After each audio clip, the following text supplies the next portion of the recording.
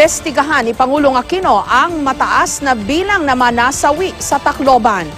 Pinuna niya ang anyay kakulangan sa paghahanda ng Local Government Unit o LGU ng Tacloban. May report si June Veneracion. Dito na sa Tacloban City, Leyte, nag-overnight ang Pangulo matapos ang kanyang assessment kahapon sa Giwan, Eastern Samar at ilang bahagi ng Tacloban. Mananatili raw siya rito hanggang sa maging okay ang lahat. Gusto natin talagang maibsan ang pinagdadaanan ng lahat sa lalo madaling panahon. Ngayong araw, muli nag-ikot si Pangulong Aquino sa mga lugar na tinamaan ng bagyong Yolanda sa probinsya ng Leyte. Namigay siya ng relief goods, nag-ikot sa palengke at kinausap ang mga residente. Pakiusap lang ho natin, damayan, pakikisama sa isa't isa, konting pasensya para mapabilis yung buong proseso ng pagbabangon ho. Halos iisa ang mensahe na sumalubong sa Pangulo sa kanyang pag-iikot.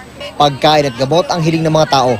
Sa aspetong ito, hindi pa rin makawala ang Pangulo sa mga batikos dahil sa mabagal na relief operations lalo na ng unang linggo nang tumama ang bagyong Yolanda. The challenge is just for this region alone. 1.4 million people have to be fed every day. Ang lokal na pamahalaan daw ang backbone ng relief operation at paghahanda sa kalamidad. Kaya nagtataka ang Pangulo kung bakit napakaraming nasawi sa Leyte kumpara sa ibang probinsya. Bagay na kanya na raw pinapaimbestigahan. Noong isang linggo pa binabatikos ng Pangulo ang local government sa Tacloban City. Sagot ni Tacloban City Mayor Alfred Romualdez, naghanda naman sila at ginawa ang lahat bago tumama ang bagyong Yolanda. Napakalawak daw ng pinsalang iniwan ni Yolanda, kaya't kakailanganin nila higit sa lahat ang malawak ding ayuda mula sa national government. I'd rather have the investigation finished before I accuse anybody of anything. There is no miscoordination or sinasabi na misunderstanding between the local government and the national government. Maybe between the national government themselves. Kawalan ng kuryente ang isa rin sa mga pangunahing problemang iniwan ng bagyo. Sa unang pagtataya ng Department of Energy, aabot ng 4 hanggang 6 na buwan bago maibalik ang supply ng kuryente. 160 towers sa buong Visayas ang pinatuba ng bagyo. Higit 1,000 poste ang pinabagsak. Pero ngayong mas marami na ang manpower, handa na ang mga gamit at wala na raw ang mga harang sa daan.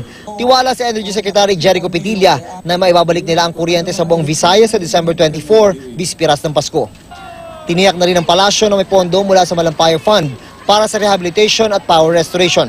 So tinataya ko ngayon, December 24. Alam ko maraming titira sa akin pag hindi ko nakuha to ng December 24. You want my position if I don't make December 24? You'll have it. If I make it December 25, then I'll submit my resignation. Hindi raw magiging kumpleto ang pagbangon ng mga tinamaan ng bagyo kung walang kuryente, lalo na sa panahon ng Pasko. Medyo man lang, kahit man lang Pasko, may makikita kang ilaw, hindi madilim ang Pasko. Kasi the first sign of hope, kung tutuusin parati, is always electricity. June Veneracion, GMA News.